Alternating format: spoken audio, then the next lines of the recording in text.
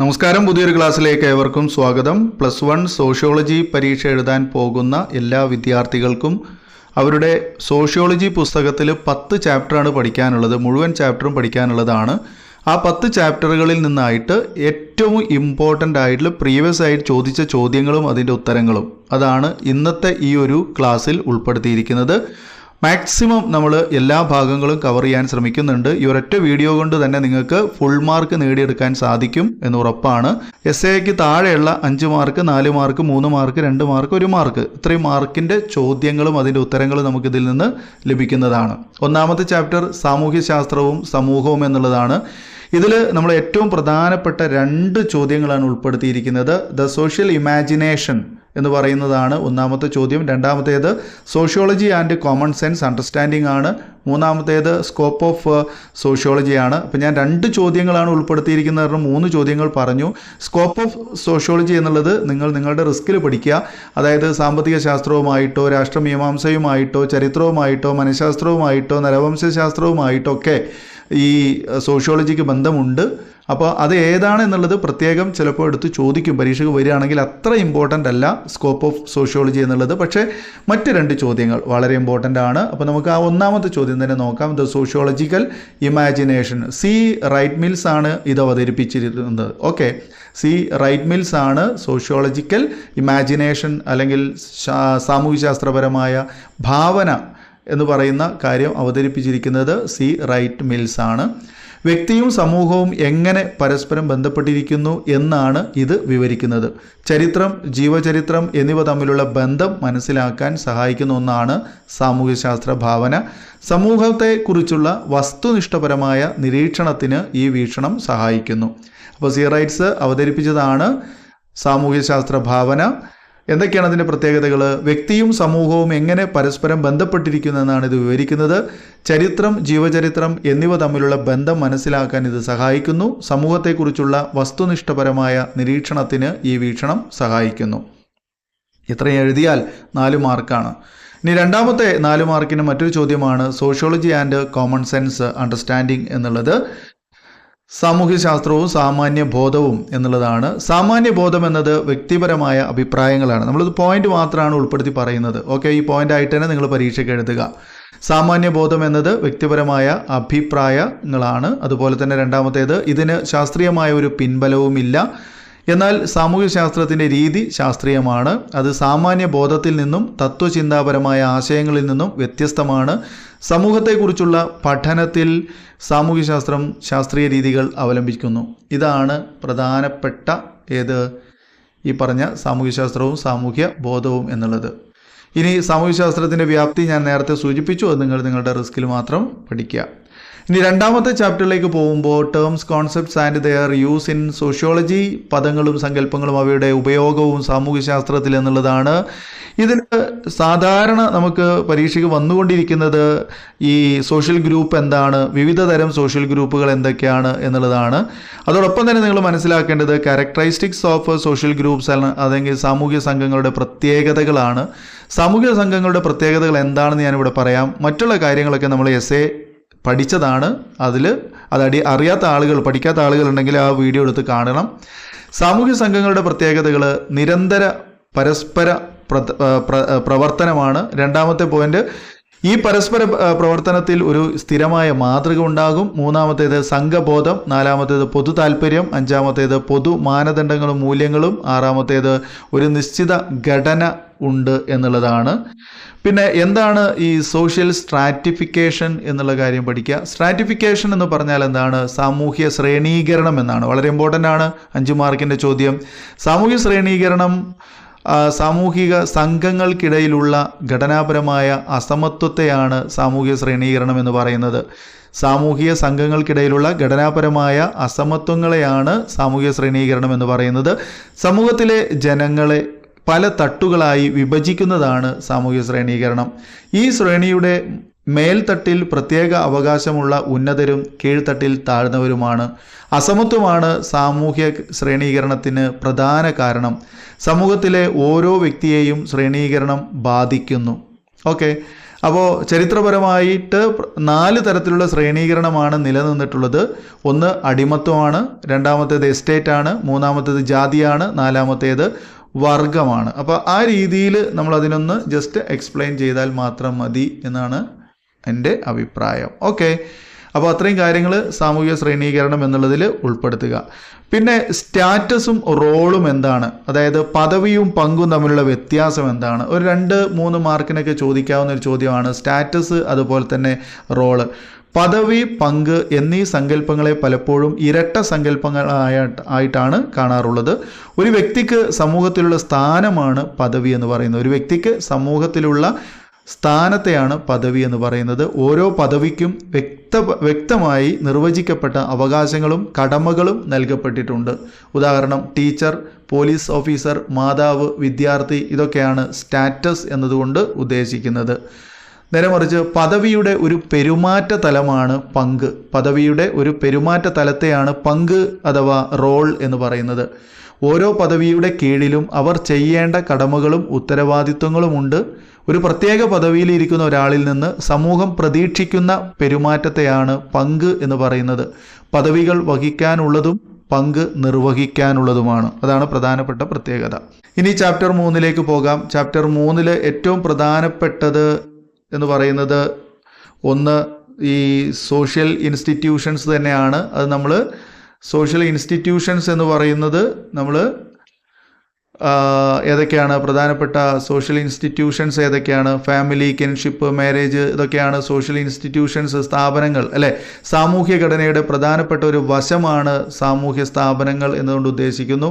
Forms of family ഏതാണ്? Forms of family ഉണ്ട്, അതുപോലെ തന്നെ ഫോംസ് ഓഫ് മാരേജ് ഉണ്ട്, അല്ലെങ്കിൽ ടൈപ്സ് ഓഫ് മാരേജ് ഉണ്ട്. അത് വളരെ ഇമ്പോർട്ടൻ്റ് ആണ്. ടൈപ്സ് ഓഫ് മാരേജ് അല്ലെങ്കിൽ ഫോംസ് ഓഫ് മാരേജ്, അതായത് മോണോഗമി ഏകവിവാഹം, അതുപോലെ തന്നെ പോളിഗമി വിവാഹം, അതുപോലെ തന്നെ പോളിഗണി ബഹുഭാര്യാത്വം, അതുപോലെ തന്നെ പോളി ആൻഡ്രി എന്ന് പറയുന്നത് ബഹുഭർത്തൃത്വം. ഓക്കെ, ഇങ്ങനെയുള്ള കാര്യങ്ങളൊക്കെ ഒന്ന് ഓർമ്മയിൽ വെക്കണം. അതുപോലെ തന്നെ മറ്റൊന്ന് കിൻഷിപ്പുമായി ബന്ധപ്പെട്ടതാണ്. കിൻഷിപ്പ് എന്താണ്? ബന്ധുത്വം എന്താണ്? വിവാഹം വഴിയോ രക്തബന്ധം വഴിയോ വ്യക്തികൾ തമ്മിലുണ്ടാകുന്ന ബന്ധത്തെയാണ് ബന്ധുത്വം എന്ന് പറയുന്നത്. അത് അഫീനൽ കിൻഷിപ്പുണ്ട്, അതുപോലെ തന്നെ കോൺസാങ്കിനസ് കിൻഷിപ്പുണ്ട്, വൈവാഹിക ബന്ധുത്വമുണ്ട്, അതുപോലെ തന്നെ സ്വഗോത്ര ബന്ധുത്വമുണ്ട്. ഓക്കെ, ആ കാര്യങ്ങളൊക്കെ ഒന്ന് പഠിച്ചു വെക്കുക. അതുപോലെ തന്നെ അതിൻ്റെ ഭാഗമായിട്ട് നമുക്ക് പറയാവുന്നതാണ് ഈ ഡയമെൻഷൻസ് ഓഫ് കൾച്ചർ എന്ന് പറയുന്ന ഒരു ഭാഗമുണ്ട്. അത് അടുത്തൊരു ചാപ്റ്ററിലാണ്, 4ാമത്തെ ചാപ്റ്ററിൽ. 4ാമത്തെ ചാപ്റ്ററിൽ dimensions of culture very important ആണ്. അതുപോലെ തന്നെ നമ്മൾ അവിടെ ഒരു എസ്സേയും പറഞ്ഞിട്ടുണ്ടായിരുന്നു.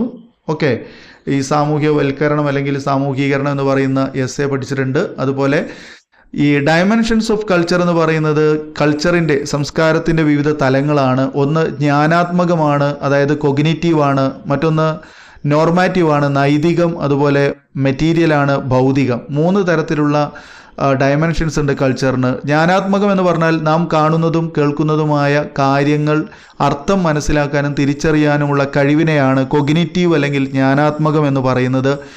നൈതികം എന്ന് പറഞ്ഞാൽ ഇത് പെരുമാറ്റ നിയമങ്ങളെ സൂചിപ്പിക്കുന്നതാണ്. നാട്ടുരീതികൾ, നാട്ടുനടപ്പുകൾ, ആചാരങ്ങൾ, കീഴ്വഴക്കങ്ങൾ, നിയമങ്ങൾ, ഇതൊക്കെ ഉൾപ്പെടുന്നതാണ് നൈതികം, നോർമാറ്റീവ് എന്ന് പറയുന്നത്.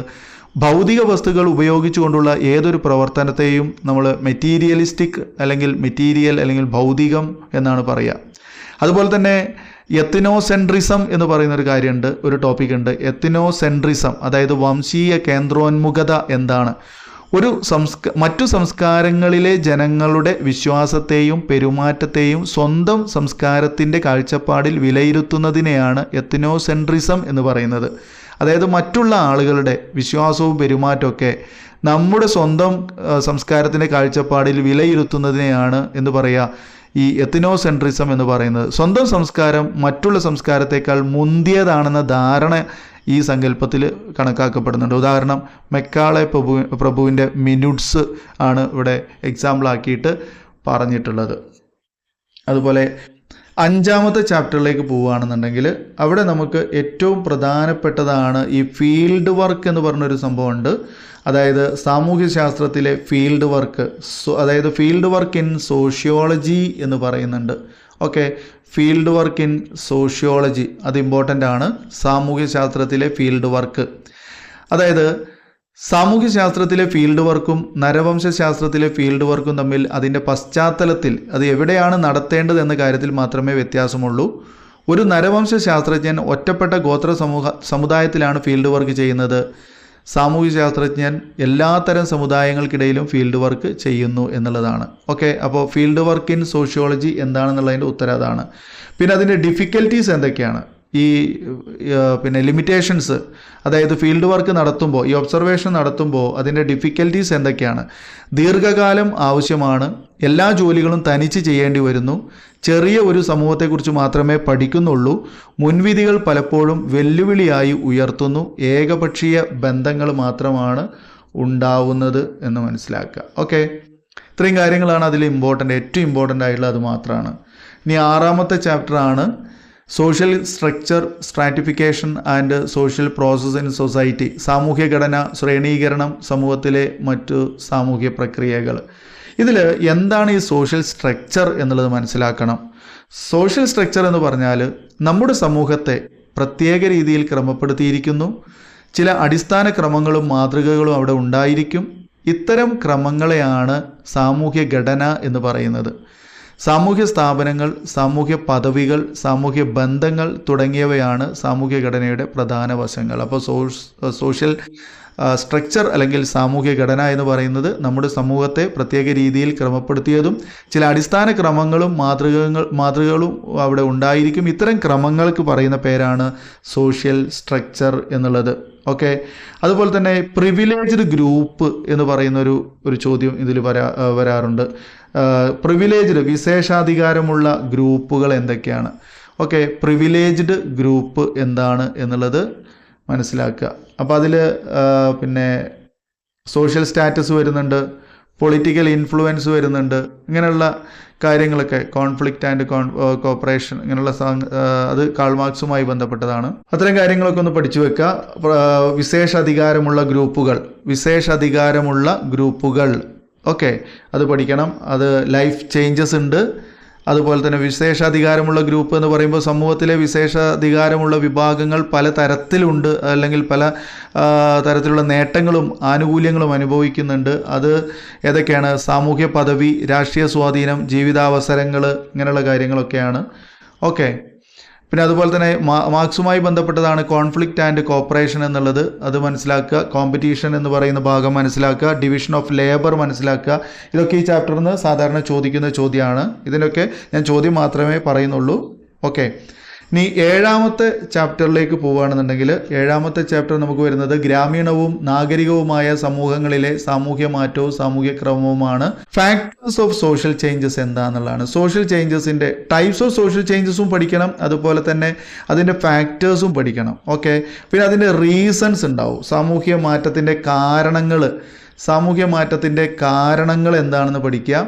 അതുപോലെ തന്നെ അതിൻ്റെ ഫാക്ടേഴ്സ് ഉണ്ട്. ഫാക്ടേഴ്സ് എന്ന് പറഞ്ഞാൽ അതിൻ്റെ ഘടകങ്ങളുണ്ട്. പിന്നെ ടൈപ്സ് ഓഫ് സോഷ്യൽ ചേഞ്ചസ് ഉണ്ട്. എന്താണ് സോഷ്യൽ ചേഞ്ചസ് എന്നും ആ ചാപ്റ്ററിൽ നിന്ന് പഠിക്കണം.